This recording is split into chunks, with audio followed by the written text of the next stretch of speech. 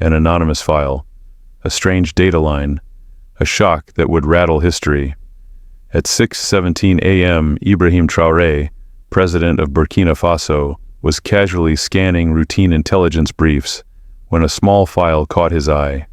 Most had skipped over it, but the first decrypted line made his blood run cold. Source Tel Aviv, objective activate embedded assets. At that exact moment, the door slammed open. Defense Minister Traoré rushed in, face pale, eyes wild. "Mr. President, you need to see this, now." Classified documents spilled across the table like a battlefield.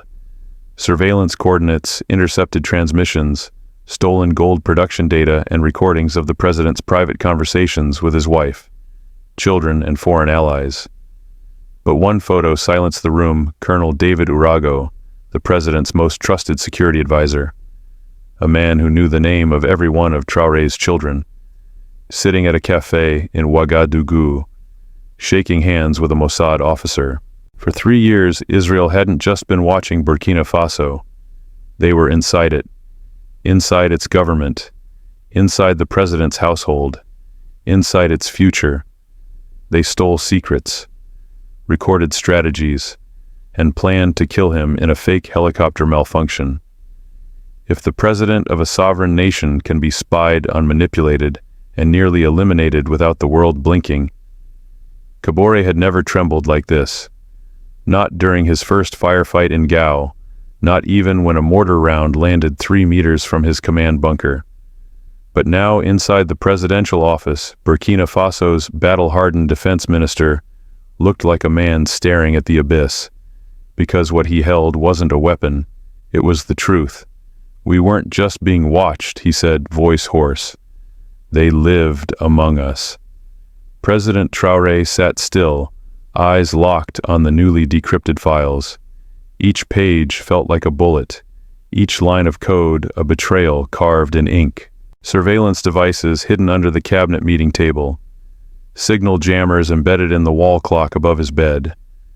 And worst of all, every byte of data was being funneled directly to a server in Tel Aviv. Russian diplomatic schedules, Chinese investment plans, gold reserve locations, internal instability reports. But what truly turned Traoré's blood to ice wasn't in the numbers. It was in a separate dossier, marked only with 3 words: threat profile, subject I, Traoré, risk level critical. A psychological analysis of the president written with terrifying precision displays strong anti-Western sentiment, likely to align with Russian interests. Long-term influence cannot be guaranteed. Recommendation: initiate neutralization protocol before term completion, a cold technical phrase for assassination. Traoré slowly lifted his gaze, locking eyes with Traoré, his last trusted ally. "How did this happen under our noses?" No one answered. But then a single file slid across the table. No markings, no label, just one photograph. And in that moment, Traoré's world cracked.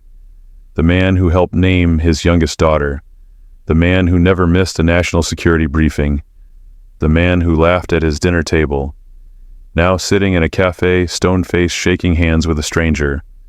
The stranger's ID card read, Eli Roth, Mossad. Memories came crashing down. Urago asking about flight schedules. Urago personally sweeping rooms before meetings with Russian envoys. Urago mysteriously ill the day the Chinese delegation arrived. Every innocuous moment now reeked of sabotage. How many others? The president asked quietly. At least 3 operatives confirmed. Possibly more, Traoré replied. A grim silence fell over the room. This was no longer an intelligence breach. It was a full-scale infiltration, a covert campaign of influence and control, and worst of all, conducted by a nation few dared to challenge. Outside the window, the sun began to rise, but inside the presidential palace, the air was frozen in dread. Traoré placed both hands flat on the table, voice low but thunderous. "If they think they can kill me in silence, then it's time the world heard what war looks like when you pick the wrong target." The storm was no longer metaphorical. A tropical downpour lashed the presidential compound, thunder shaking the windows. But inside, the silence was deafening, the kind of silence that comes before history shifts. President Traoré stood before the Classified Operations Board eyes, scanning every intercepted communication now pinned across the wall.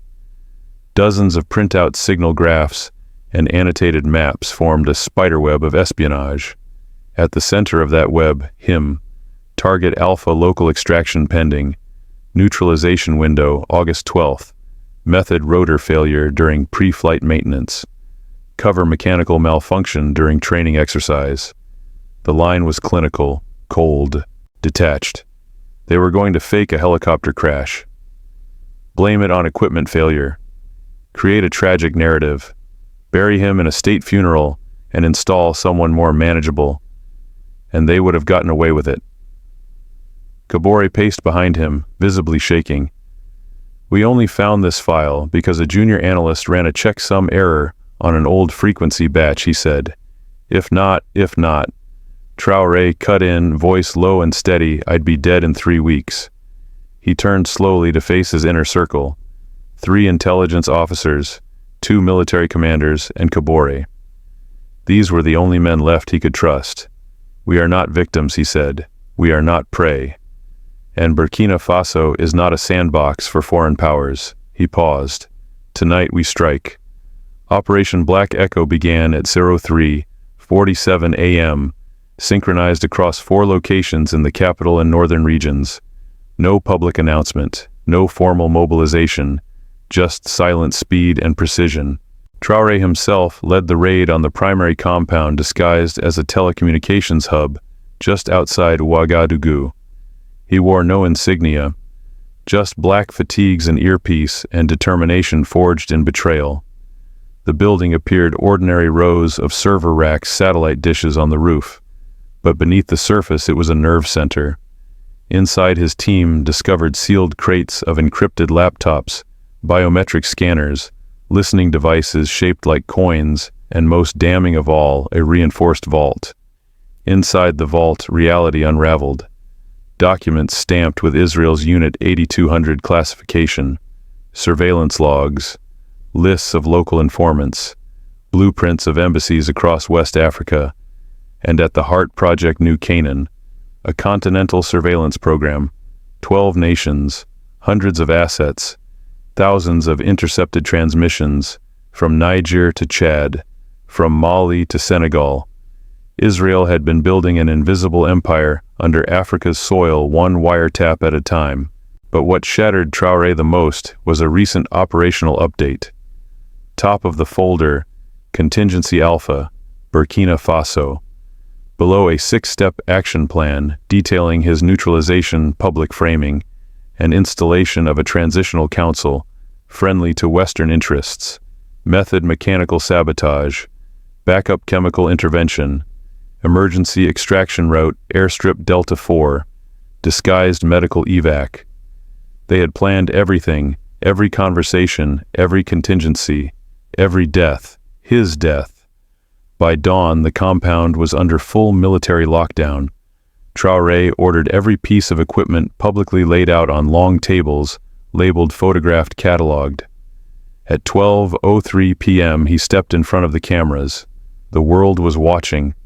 Behind him, the captured Mossad tech printed reports translated into English, Hebrew, and French, satellite imagery, agent photos, wiretaps, witness statements, testimony from captured operatives, and above all, the quiet fury of a president betrayed not just by men, but by geopolitics itself.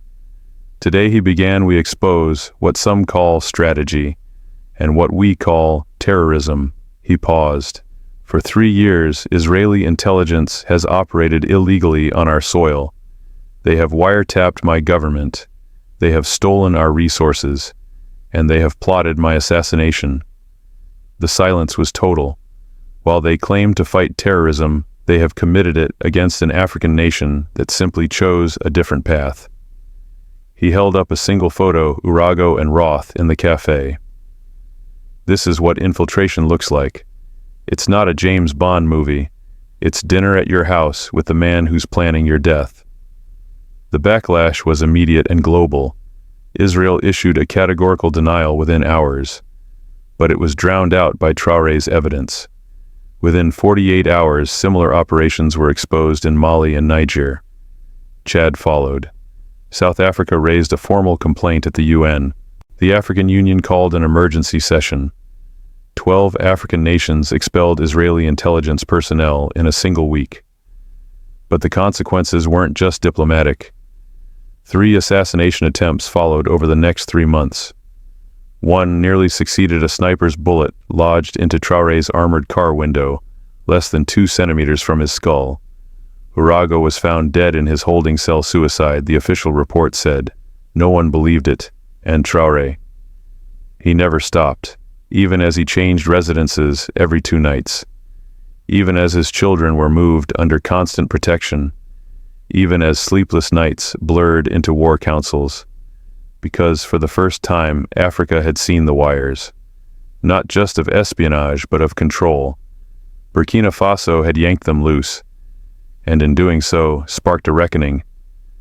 The flames that had been lit in Wagadugu did not stay in Burkina Faso.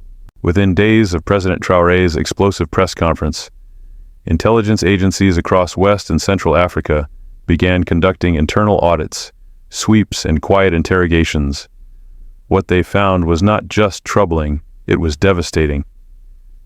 From Niger came a nearly identical Mossad signal relay device, hidden in the basement of a non-governmental organization office.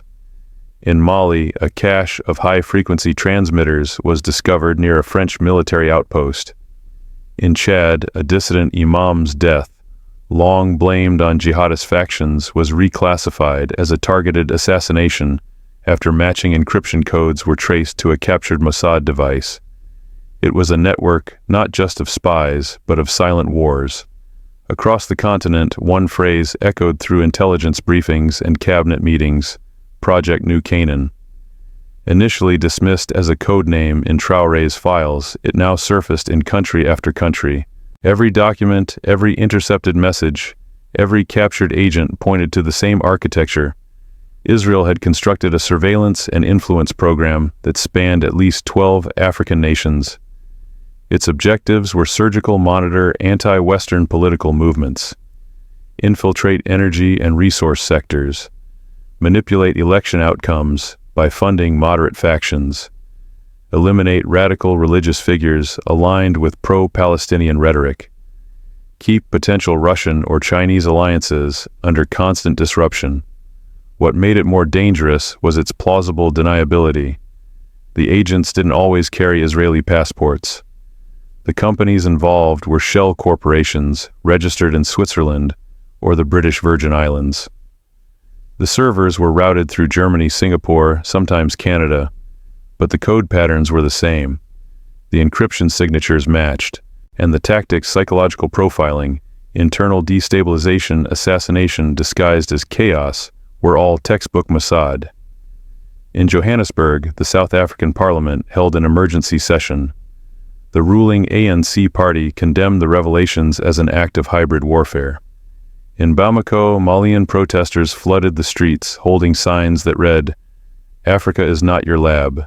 Traoré showed us the truth." Social media exploded. Videos of Traoré's speech went viral in Swahili, Arabic, Wolof, French, and English. Hashtags like Yar African Sovereignty and Expose the network trended for weeks. And in Addis Ababa, at the African Union headquarters, the unthinkable happened. A unified resolution, one of the strongest in AU history, was passed with near-unanimous support. It condemned foreign espionage, called for the expulsion of all covert actors tied to Project New Canaan, and pledged the creation of a joint African cyber intelligence task force to defend the continent from further infiltration. It was no longer about Israel. It was about ownership of land, of data, of decisions. But as Africa rose, so did the retaliation. Unidentified drones buzzed over the skies of Wagadugu late at night. Internet blackouts occurred in patterns too coincidental to be accidental. Pro-Traoré journalists were harassed, their bank accounts frozen via offshore pressure points, and the president himself remained a marked man. His security protocol became unprecedented daily changes in residence, encrypted-only communication decoy vehicles, triple-verified identity checks for all staff. Even his own children moved under international protection. One attack came during a school visit. A malfunction in his escort vehicle's brake system nearly caused a fatal crash. Another time his flight path was altered after a last-minute signal intercept revealed a planned surface-to-air missile launch. It was not just about stopping Traoré, it was about making him a warning. But he would not be silenced.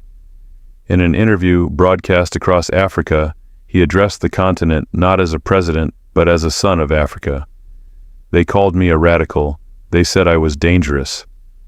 But what is more dangerous, wanting your country to be free, or letting others own your destiny in secret?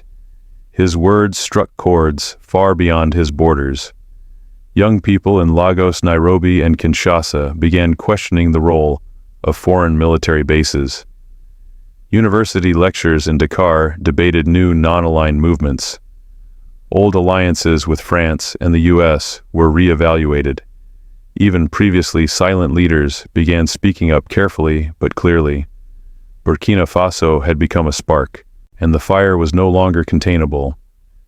Inside intelligence circles, documents leaked under the codename Echo Dust revealed even more. Mossad operatives had not just targeted governments, but also Pan-African institutions, funding political influencers, discrediting unity movements, pushing propaganda to divide West and East Africa along language and religious lines. It wasn't espionage, it was psychological warfare. But now the veil had been ripped away, and with it came clarity.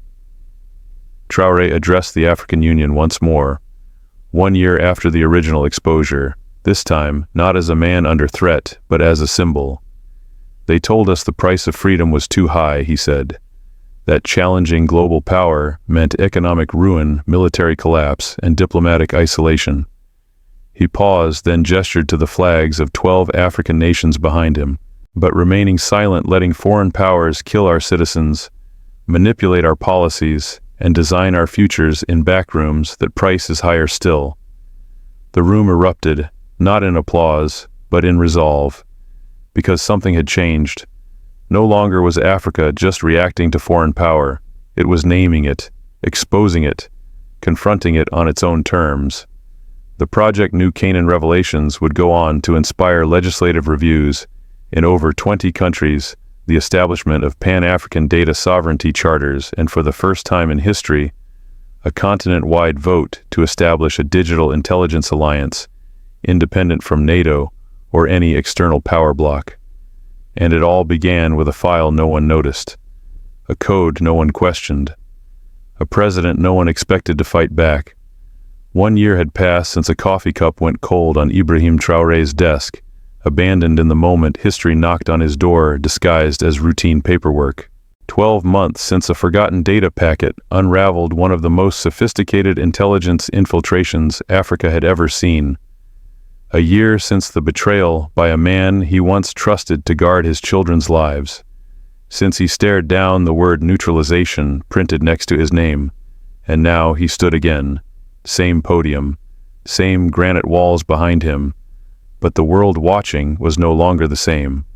Behind him now flew 12 flags, not just Burkina Faso's.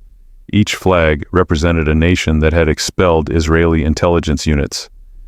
A country that had dismantled Mossad listening posts, nullified influence pacts, or launched internal investigations into what Project New Canaan really was. He wore no bulletproof vest today, no visible earpiece, just a black suit, a calm stare, and something far more powerful than security. They told us he began that the price of independence was too high. His voice echoed through the hall, the words sharp yet composed. They warned us, challenge global powers and your economy will collapse. Your people will starve, your allies will disappear. But no one warned us about the other price, the one we were already paying. He held up a single folder, thin and white. The original intelligence brief that began it all. The price of silence. For decades, African leaders had played the balancing game, appeasing Western donors, while quietly negotiating with alternative powers, walking tightropes between diplomacy and sovereignty, between stability and submission. But Traoré had kicked the balance off its axis. He hadn't just accused a global power of espionage. He had named names, presented documents, laid bare the wires, microphones, servers, and strategies. And when they tried to silence him, he got louder. His example ignited a continental shift. For the first time in decades, intelligence wasn't just a private matter discussed in coded memos. It became public discourse. Newspapers ran exposés on data routes leading out of West Africa. Radio hosts questioned foreign-funded NGOs with suspicious encryption tools. University students held forums on algorithmic colonialism, a term now used to describe how Africa's data was being harvested, analyzed, and exploited by powers far beyond its shores. And in the midst of it all, one question refused to die. The cost of truth, however, had been heavy. 3 assassination attempts. 1 failed drone strike. A network of sleeper agents uncovered in Ghana and Sierra Leone, trained in psychological operations, not guns. Colonel Urago's death still hung like a ghost over Traoré's administration. Officially ruled a suicide. Unofficially, a message. Every speech Traoré gave was preceded by a sweep for recording devices. Every foreign meeting now included independent counterintelligence verification. His inner circle had shrunk from dozens to 5. Trust was a currency even he could barely afford. But amid the paranoia, something profound had taken root. Not in him alone, but in the principle he embodied. That a small landlocked nation could stare down one of the world's most feared intelligence agencies. That exposure, even when dangerous, was more powerful than compliance. And most of all, that Africa was done whispering. On that anniversary podium, he didn't just speak to Burkina Faso. His message was meant for the entire continent. They built Project New Canaan to divide us, to make us believe that we are too scattered, too poor, too unstable to resist. But today we are here not because we are perfect, but because we are no longer afraid. Applause rumbled through the hall, then rose into a roar. He continued, "This is not just about Israel or Mossad. This is about every foreign power that sees Africa as a resource, pit, a proxy, a pawn in someone else's game. Today we say no more. We will not be surveilled in silence. We will not be manipulated with smiling contracts and hidden clauses.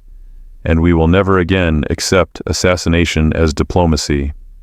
His voice broke for a second, just one, but in that pause lived every African journalist jailed for asking too much. Every village leader killed for standing against extraction. Every reformer told to choose between exile or submission. He looked across the room. Dozens of diplomats, ministers, soldiers, students. You think independence happened when we lowered the colonial flags. But real independence begins here, in your data, in your defense systems, in your digital sovereignty, in the courage to call out your friends when they betray you. The speech would go on to be studied in political science departments from Cairo to Cape Town, quoted in tech summits and defense forums, memorized in high schools where the youth had never heard a leader say the words, and still it wasn't the end. As investigations continued across Africa, new evidence emerged. Offshore accounts linked to foreign intelligence, audio logs of bribery attempts, backdoor algorithms in electoral software. The war for sovereignty wasn't over, but it had a front line now, and it had a face.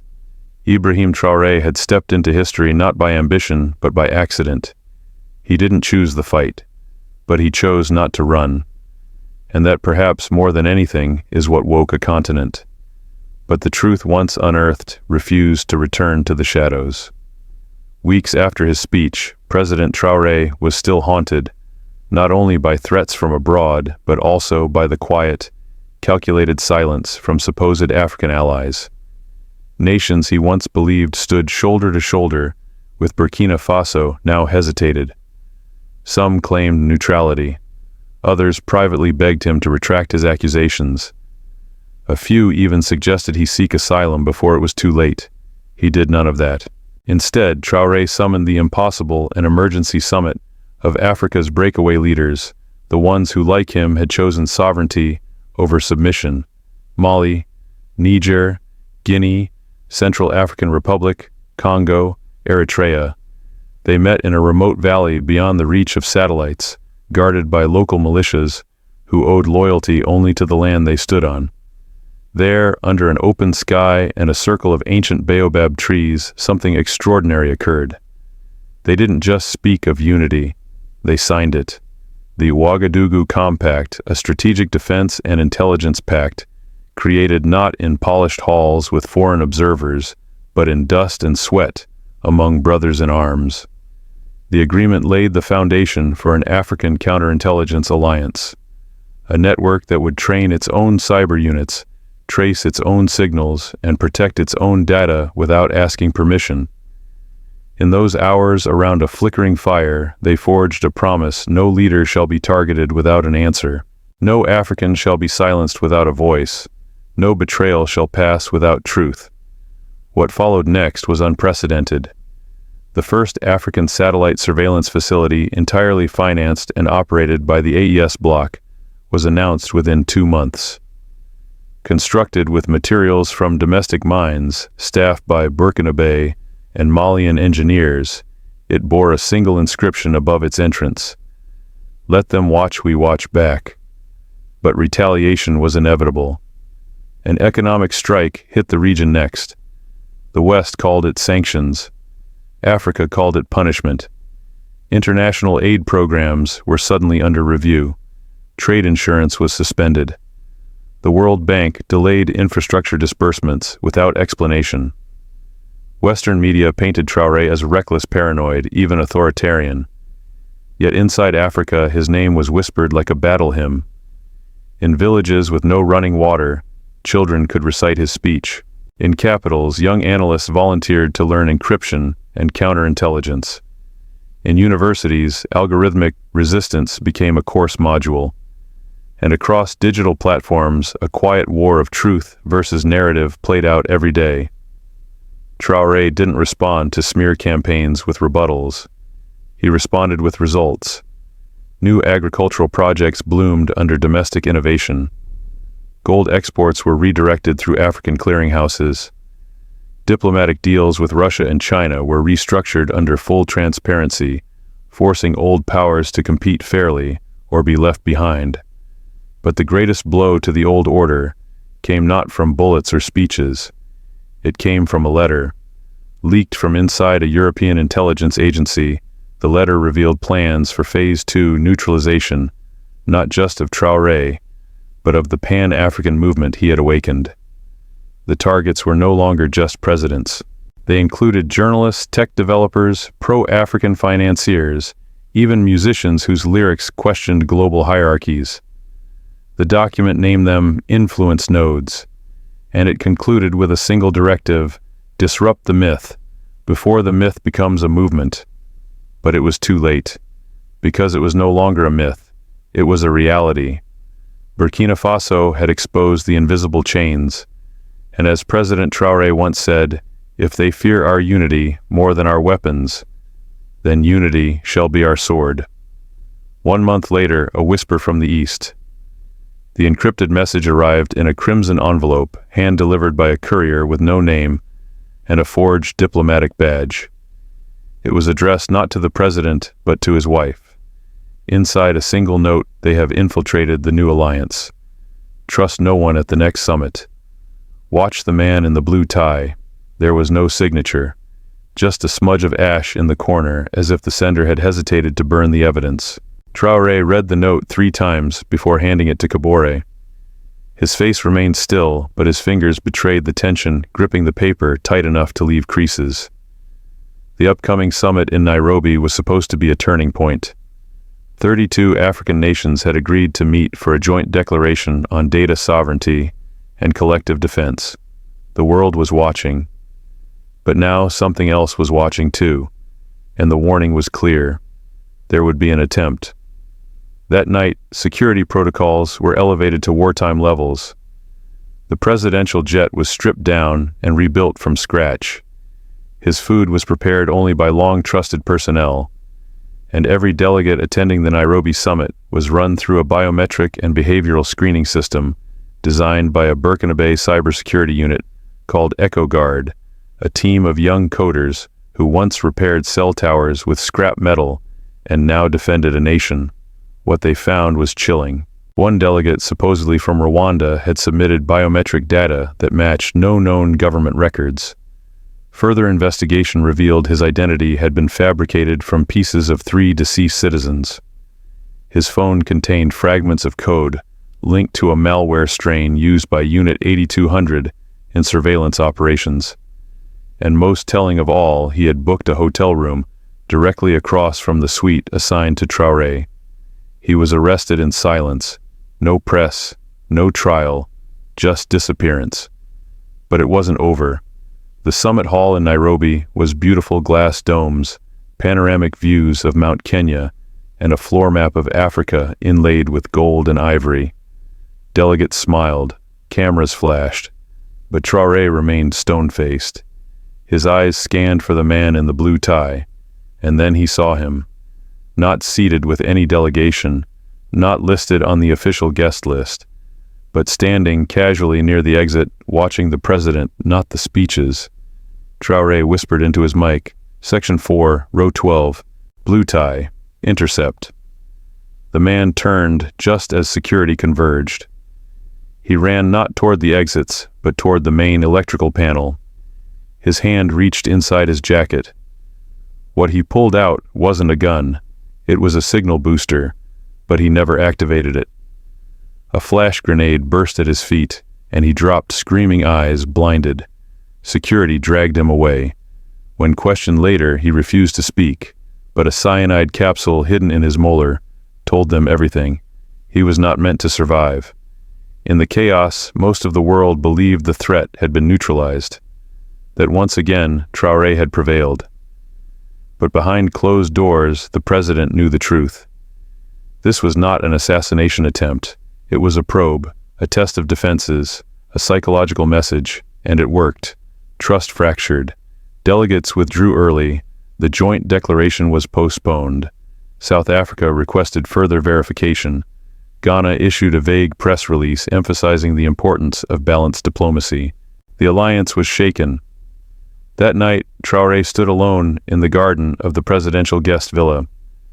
The moon cast silver shadows across the marble floor. He spoke to no one, but his mind was on the one thing Mossad had never anticipated. The African spirit was not mechanical. It could not be reverse engineered. It could not be broken by doubt or slowed by infiltration. It could only be delayed. He returned to Wagadugu the next day, and before sunset, he summoned a meeting with EcoGuard. What he requested stunned them. A full simulation of a digital coup, he said. The engineers blinked. One asked, "Against whom?" "Against me," he replied. He wanted every vulnerability tested, every signal path, every cabinet member's behavior under blackmail, every scenario where loyalty could bend. He wanted to know how long it would take to collapse his own presidency, using only cyber tools and propaganda. They called it Operation Phoenix Mirror. What they discovered was terrifying. Disinformation bots could flood WhatsApp groups in under 30 minutes.